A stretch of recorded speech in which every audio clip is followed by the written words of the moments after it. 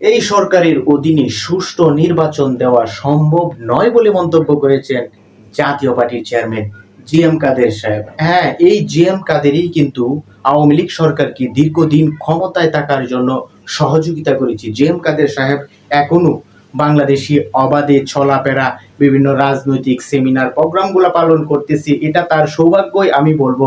কারণ বিগত আওয়ামী লীগ সরকারের একজন সহযোগী হয়ে কিংবা দূষর হয়ে যেভাবে এখনো রাজনীতিতে বাংলাদেশে সক্রিয়ভাবে চলাফেরা করতেছে, এটা তাহার সৌভাগ্য।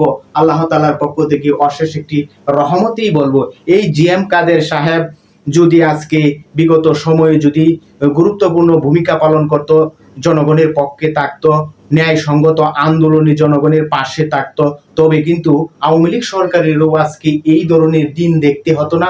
বাংলাদেশের অনেকগুলা তাজা প্রাণ এভাবে রাজপথে জড়ে পড়তো না। এই সকল তেলবাজ এবং চাটুকার রাজনীতি ব্যক্তি কিংবা রাজনৈতিক দলের কারণেই কিন্তু শেখ হাসিনা সরকার এতদিন ক্ষমতায় টিকে থাকতে পেরেছিল।